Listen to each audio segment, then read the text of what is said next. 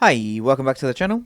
And look what we have on screen. It is Arturia 6. And I'm sure most of you know Pigments is Arturia's flagship synth. So when they release an update to this, it is always incredibly exciting.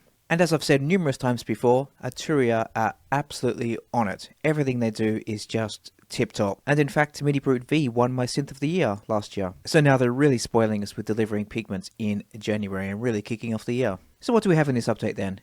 Well, the main addition is this modal engine type. And this modal engine is basically based on like physical modeling kind of synthesis. So it excels at, inverted commas, real sounds and kind of alien, otherworldly like textures. And to me, they both sound incredibly appealing. And before I go too far, I just want to ask a small favor from you, and I've never done this before because personally I find it incredibly cringeworthy, but I've been looking at my stats and I see that 82% of you aren't subscribed. So if you like my content, I would greatly appreciate it if you could click that little subscribe button. It really would help. But enough with the spam, let's get back to it. So essentially the modal type is driven by two exciters. And basically all an exciter is something that triggers a sound. So for example, if you think of a drum kit, a drum itself doesn't do anything at all until it is struck. That then is being excited. So basically that's all an exciter is. And in Pigments, there are two types of those. We have on the left, we have the collision type, and on the right we have friction. Now the easiest way to think about this is essentially think of collision, more accurately the one on the left, to be the attack phase, and then the one on the right to be the decay or the body stage. I corrected myself when I was about to say collision, and that's because collision is only one mode.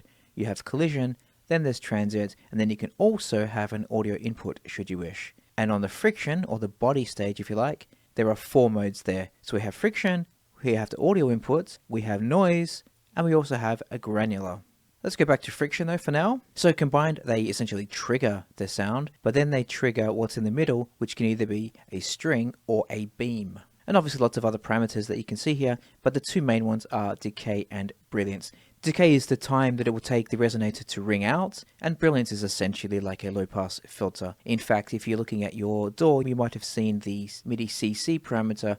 Instead of being cut off, it is called brilliance. So that is just the brightness, as I said. Currently, the first exciter is set to collision, which is a synthesized transient. We can put it to transient, which is sample-based for very quick attacks. So now here we can select our sample. Let's go, I don't know, something laser sounds interesting. And then to the right, currently on friction, which is synthesis based with a density parameter. Or we can have, as I said, let's choose noise perhaps. Let's stick with pink for now. Let's turn the decay right down.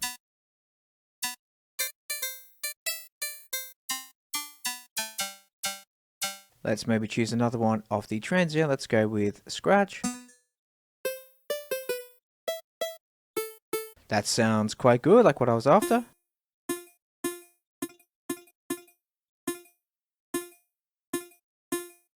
And I find it really sounds good with the shorter decay times.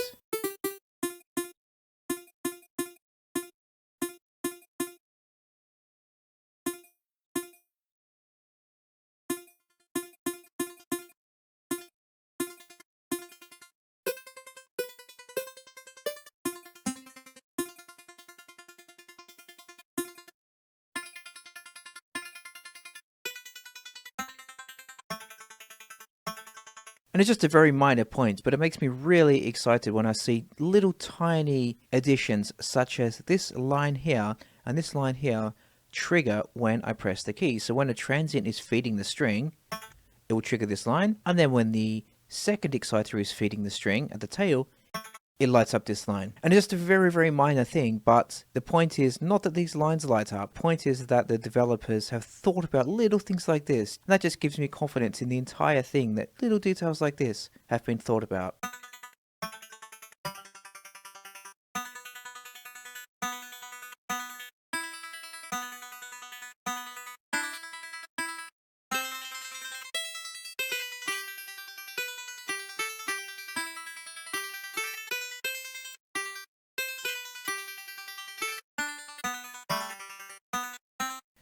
Let's maybe choose friction.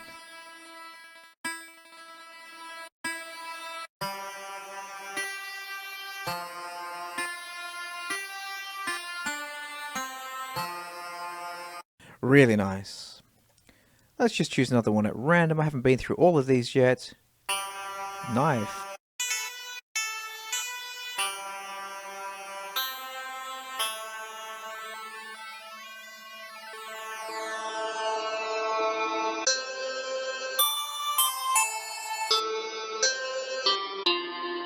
I think this might become my new percussion synth of choice.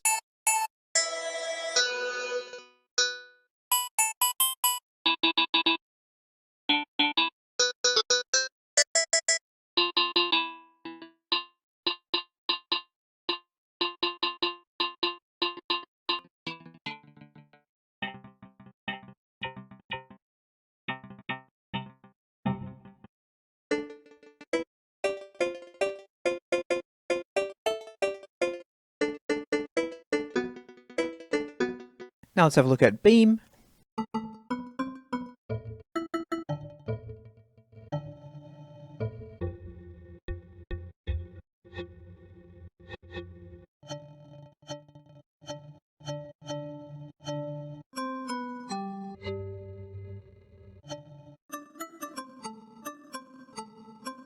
Really cool, but in the interest of time, let's move on. The next change is in the filters, and specifically the first one is in the multi-mode filter, where now there is an analog mode. So now we have analog and digital, and essentially the difference is basically just the resonance behavior.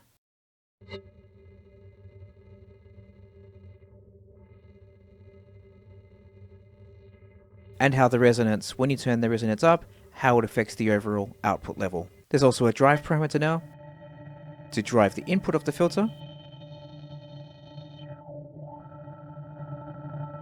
which adds a lot of harmonics and sounds quite pleasant indeed.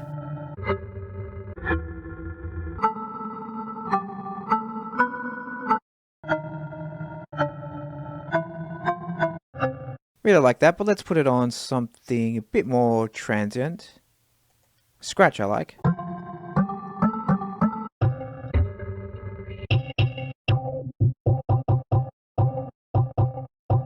But the main filter improvement is the addition of the cluster filter. So let's just choose peak 9. So here you can see we have 2 peaks currently stacked. This can be increased to 5.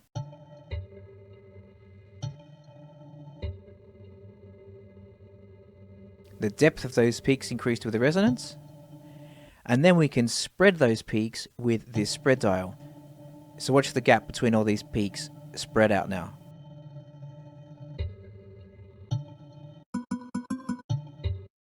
Let's add some more decay to this sound. Some density. And now what we're going to do is modulate this spread. So as you can see, that increases and decreases in time with the LFO.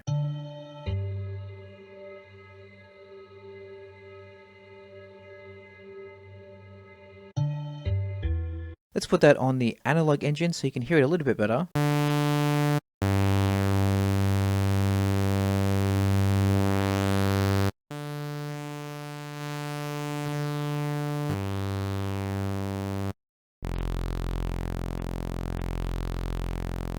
Let's also attach the same LFO to the resonance.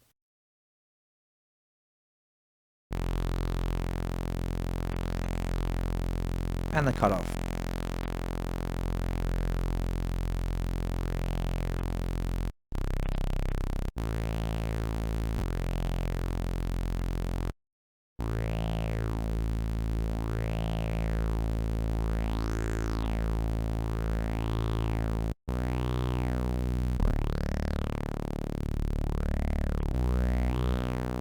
Really nice. And this sounds especially good on pads or kind of vocal sounds.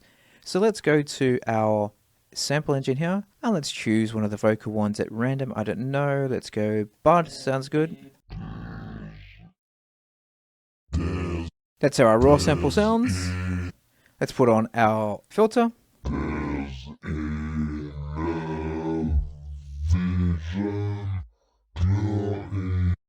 Let's just turn this one off for now, and we'll turn on the second filter to show the other new addition, which is the lo-fi filter.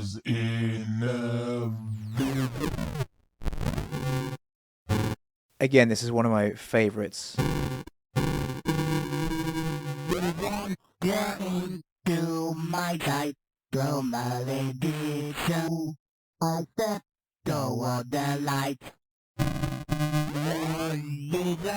Essentially, it's adding degradation and jitter to the input.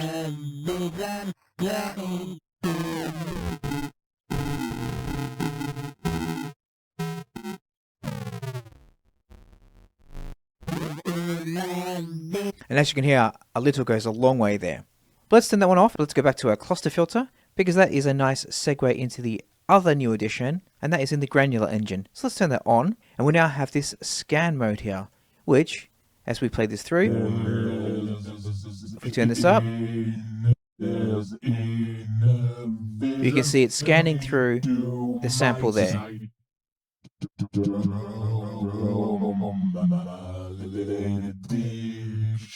So let's have some fun with that. Let's do just a touch, 5%, turn the density up.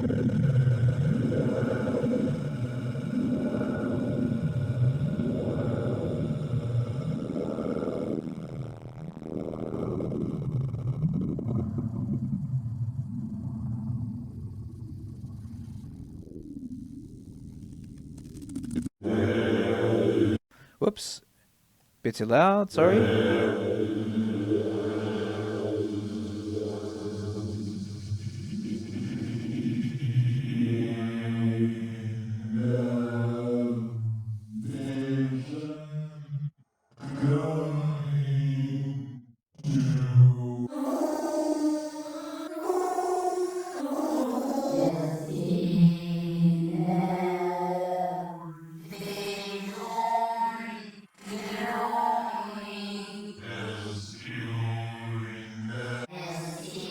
Lots of fun to be had there with this Granular engine and this cluster filter. And next we have this voice modulator down the bottom, which essentially adds variation to each note trigger. So if we put this onto cycle, perhaps, and then randomize, every time I press a new key or a new note, then that will randomize the parameter here. And then we can attach that to whatever we want. So random 3, let's put that on cutoff. And then we'll take it off LFO 1, or let's just disable it like so.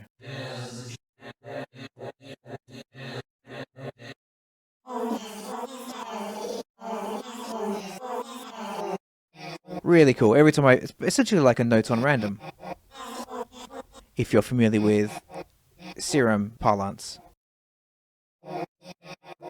Then in the combinate module, we have the envelope follower now. The best way to describe this is this follows the transient or the shape of any incoming sound. So you can apply that shape to any other modulation. So for example, if we were to choose audio input here, we could send some drums to this and then have the envelope follower track those drums, and then that would trigger an output in Pigments. And that's also basically how our compressor works, in that it tracks the input of the signal and then applies attack and release and threshold to change the gain level. And then moving on finally to the FX section, we have the addition of the new vocoder module. And once again, you can choose any of the engine or any of the utilities or filters, but more excitedly, you can choose the audio in as the modulator. But sadly, I'm conscious of how long this video is already, so I won't go into too much depth on the vocoder or the envelope follower. I will encourage you to explore those for yourself. So thanks for watching, go and grab it, and I'll see you next time.